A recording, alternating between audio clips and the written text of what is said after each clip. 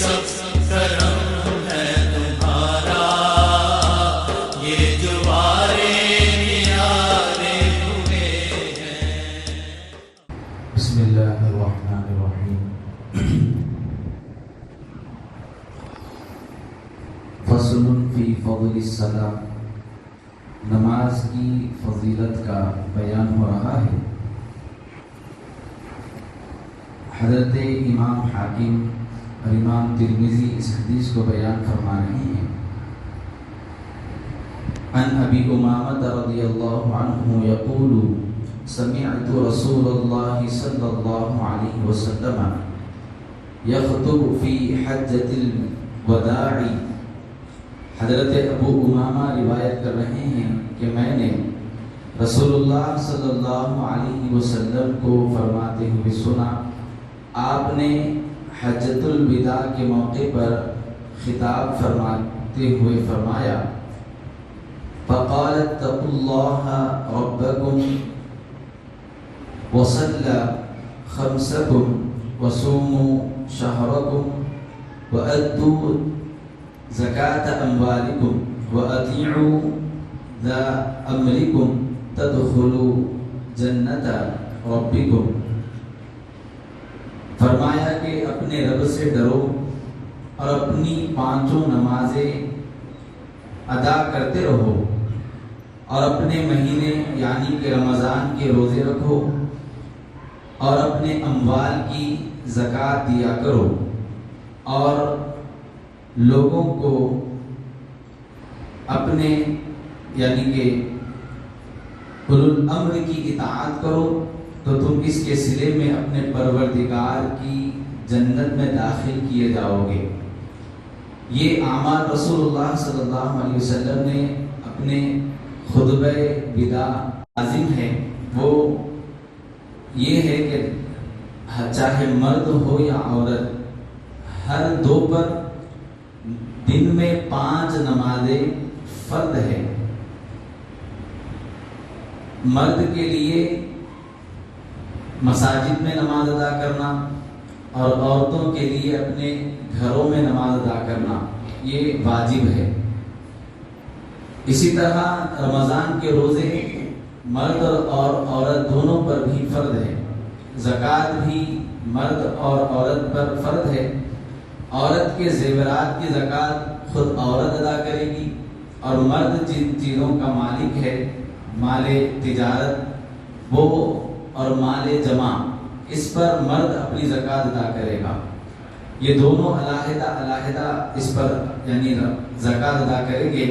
پھر اس کے بعد حضور پاک علیہ السلام نے فرمایا کہ اپنی زندگی میں اطاعت کو لازم کر لو، یعنی رسول اللہ صلی اللہ علیہ وسلم کی اطاعت، حضور پاک علیہ السلام کے اصحاب کی اطاعت، ان کے بعد کے بزرگان دین کی اطاعت و فرما برداری، اچھے کاموں میں ان کی پیروی کرنے کی تعلیم حضور پاک علیہ السلام نے عطا فرمائی ہے۔ اور اس کا بدلہ کیا ہے؟ فرمایا کہ جس نے یہ کام کر لیے وہ اللہ کی جنت میں داخل کیا جائے گا۔ سبحان اللہ، اندازہ فرمائیں۔ اس کے علاوہ نبی کریم علیہ السلام نے 5 نمازوں کی مثال دیتے ہوئے ارشاد فرمایا ہے۔ صحابہ کرام علیہم رضوان اجمعین سے حضور نے پوچھا کہ اگر کسی کے گھر کے سامنے سے نہر جا رہی ہو اور وہ دن میں 5 مرتبہ اس نہر میں نہائے تو کیا اس کے جسم پر میل باقی رہے گا؟ حضور نے صحابہ سے پوچھا کیا کسی کے جسم پر میل باقی رہے گا کہ وہ دن میں 5 مرتبہ اس نہر سے نہائے؟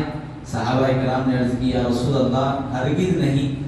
تو حضور پاک علیہ السلام نے فرمایا کہ یہی مثال 5 وقت کی نماز ادا کرنے والوں کی ہے کہ جس نے 5 نمازیں ادا کی اللہ تعالیٰ اس کے جسم پر کوئی گناہ باقی نہ رکھے گا۔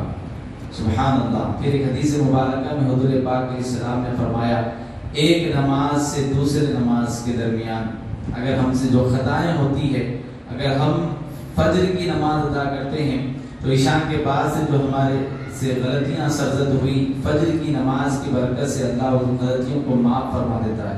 اسی طرح ظہر کی نماز ادا کرے تو اس کے درمیان جو غلطیاں ہوئی اللہ تعالیٰ ان دونوں نمازوں کے درمیان کی غلطیوں کو معاف فرماتا ہے۔ ہر نماز کی یہ فضیلت ہے۔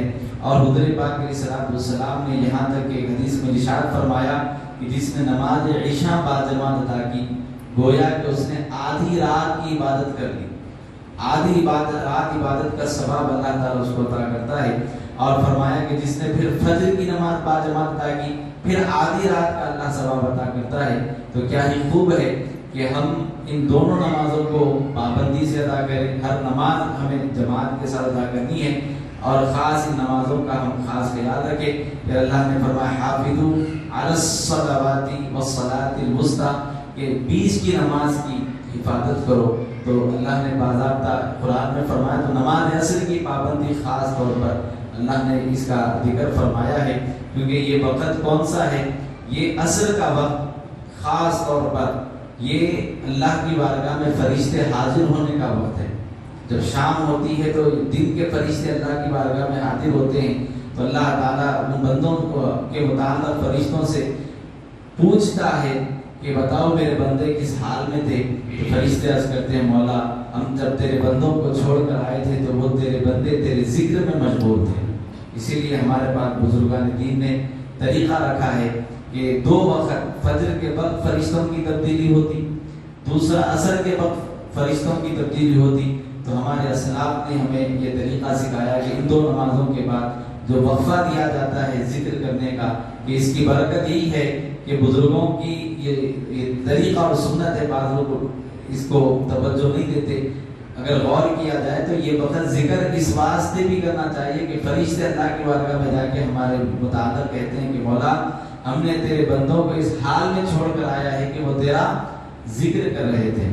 اللہ تعالیٰ سے دعا ہے کہ مولا تعالیٰ عمل کی سعادت نصیب فرمائے.